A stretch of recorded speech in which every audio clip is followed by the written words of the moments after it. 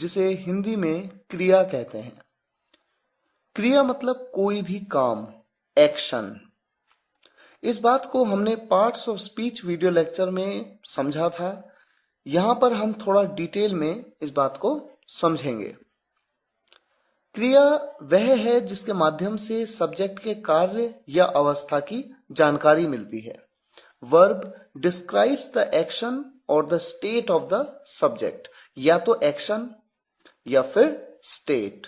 Action मतलब कोई भी कार्य, स्टेट मतलब कोई भी अवस्था या स्थिति। अवस्था का सीधा सा मतलब है कि सब्जेक्ट किस समय में, वर्तमान में, बीते हुए कल में या आने वाले कल में किस अवस्था में है, था या फिर होगा। एग्जाम्पल के माध्यम से आप इस बात को ज्यादा बेहतर समझ पाएंगे। देखिए आपके सामने कुछ एग्जाम्पल्स हैं। Ayansh is playing. अयांश खेल रहा है। सब्जेक्ट है अयांश, क्या काम कर रहा है, खेलने का। तो यहां पर देखिए सब्जेक्ट के कार्य का पता लगा। खेलना भी तो एक क्रिया है, खेलने के बारे में पता लगा। प्लस ये भी पता लगा कि खेल रहा है। यहां पर हमने इज का प्रयोग किया। इससे यह भी पता लगा कि वर्तमान अवस्था में ये बात हो रही है। दूसरा सेंटेंस देखिए, Ayansh is 8 months old. Ayansh 8 महीने का है। यहां पर मेरा सब्जेक्ट है अयांश। अयांश कोई काम नहीं कर रहा है, सिर्फ उसके बारे में बताया गया है कि वो 8 महीने का है, तो केवल उसकी अवस्था के बारे में बताया गया है और इज का प्रयोग किया गया है, यानी ये प्रेजेंट की अवस्था के बारे में बताया गया है। अगला सेंटेंस देखें, Ayansh was 8 months old. Ayansh 8 महीने का था। यहां पर हमने वॉज का प्रयोग किया, WAS वॉज। ये हेल्पिंग वर्ब ये बताती है कि सब्जेक्ट पास्ट की अवस्था में था, 8 महीने का था बीते हुए कल में। और Ayansh will be 8 months old. Ayansh 8 महीने का होगा, कब होगा, भविष्य में। इस बात को थोड़ा और डिटेल में समझेंगे। सबसे पहले शुरुआत करते हैं मुख्य क्रिया से। देखिए 2 प्रकार हैं क्रिया के। पहला है मुख्य क्रिया, मेन वर्ब। यह क्रिया सब्जेक्ट के कार्य की जानकारी देती है। Main verb describes the action of the subject.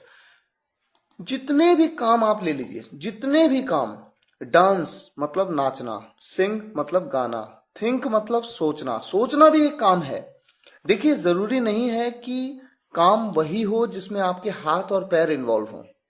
आप अगर कुछ सोच रहे हैं तो सोचना भी एक काम है, क्योंकि आपका दिमाग काम कर रहा है।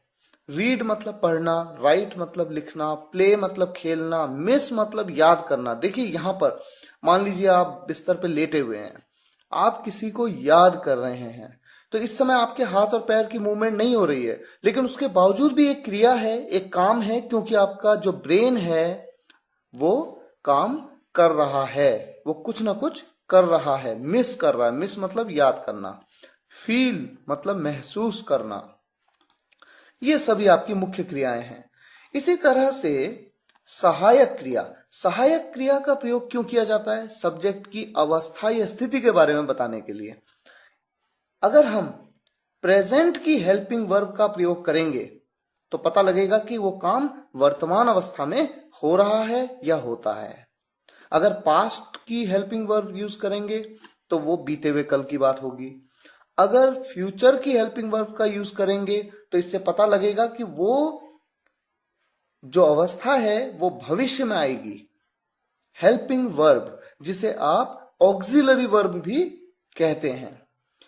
देखिए सबसे पहले बात करते हैं प्रेजेंट की हेल्पिंग वर्ब्स कौन सी हैं। वर्तमान की सहायक क्रियाएं, is, am, are, has been, have been, do, does, can, should, must.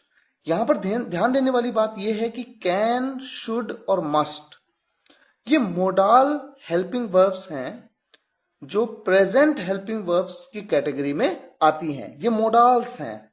इसके बारे में आप मोडाल्स चैप्टर में डिटेल में पढ़ेंगे। इसी तरह से पास्ट की वो हेल्पिंग वर्ब्स जिनका प्रयोग करके हम ये बताते हैं कि सब्जेक्ट बीते हुए कल की अवस्था में था, भूतकाल की अवस्था में। देखिए कौन सी हेल्पिंग वर्ब्स हैं, was, were, did, had been, could have, should have, must have. यहां पर भी could have, should have, must have, ये चारों ही मोडाल हेल्पिंग वर्ब्स हैं। पास्ट हेल्पिंग वर्ब्स कैटेगरी की मोडाल हेल्पिंग वर्ब्स, जिनके बारे में आप मोडाल्स चैप्टर में पढ़ेंगे। इसी तरह से फ्यूचर की वो कौन सी हेल्पिंग वर्ब्स हैं जिनका प्रयोग अगर किसी सेंटेंस में होगा तो इससे पता लगता है कि वो अवस्था, सब्जेक्ट की वो अवस्था भविष्य में आएगी। Will have to. यहां पर विल हैव टू, ये जो एक हेल्पिंग वर्ब है, ये मोडाल कैटेगरी की हेल्पिंग वर्ब है। फ्यूचर हेल्पिंग वर्ब्स कैटेगरी में मोडाल कैटेगरी की हेल्पिंग वर्ब, जिसके बारे में आप मोडाल में पढ़ेंगे। तो वर्ब्स बेसिकली दो टाइप की होती हैं, मेन वर्ब और हेल्पिंग वर्ब। हेल्पिंग वर्ब को ऑक्सिलरी वर्ब भी कहते हैं। हेल्पिंग वर्ब का मेन कॉन्सेप्ट है अवस्था के बारे में बताना, और मेन वर्ब का मेन कॉन्सेप्ट है कार्य के बारे में बताना, सब्जेक्ट के कार्य के बारे में। आइए कुछ एग्जांपल्स आपके सामने हैं। Anjali is playing guitar. यहां पर अंजलि सब्जेक्ट है, क्या काम कर रही है?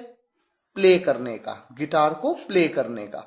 देखिए, प्ले का मतलब खेलना भी होता है, लेकिन गिटार एक इंस्ट्रूमेंट है, तो जब किसी इंस्ट्रूमेंट के साथ प्ले लगाएं तो प्ले का मतलब है बजाना। अंजलि गिटार बजा रही है, तो बजाना क्रिया है। और इज लगाया तो यानी प्रेजेंट के बारे में बात कर रहे हैं, तो प्रेजेंट अवस्था में कौन सा कार्य हो रहा है? बजाने का। इसी तरह से दूसरे सेंटेंस में I was listening to music, सुनने का काम हो रहा है, लेकिन हो रहा है या हो रहा था, क्योंकि वॉज का प्रयोग किया, पास्ट हेल्पिंग वर्ब का यूज किया, जिससे बीते हुए कल की अवस्था के बारे में पता लगा। तीसरा सेंटेंस है he will become a doctor. यहां पर आने वाले भविष्य के बारे में पता लग रहा है। अमन इज टॉकिंग विद सैम। यहां पर इज का प्रयोग हुआ वर्तमान के बारे में। He is an MLA। यहां पर हमने कहा he is an MLA, member of legislative assembly, जिसे आप हिंदी में विधायक कहते हैं। M.L.A. ये डॉट क्या है? आपको पंक्चुएशन मार्क्स चैप्टर में बताया गया है। मैंने आपको उस वीडियो लेक्चर में ये बताया था कि डॉट का यूज किया जाता है अब्रीविएशंस के लिए। M.L.A.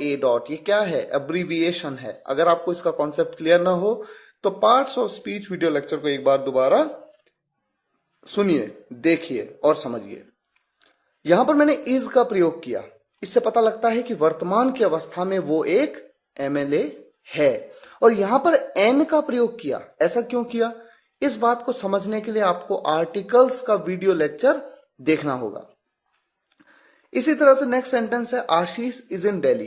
प्रेजेंट की अवस्था के बारे में बात हो रही है। आशीष दिल्ली में है। कब है? प्रेजेंट अवस्था में, क्योंकि इज का प्रयोग किया, जो कि एक प्रेजेंट की हेल्पिंग वर्ब है।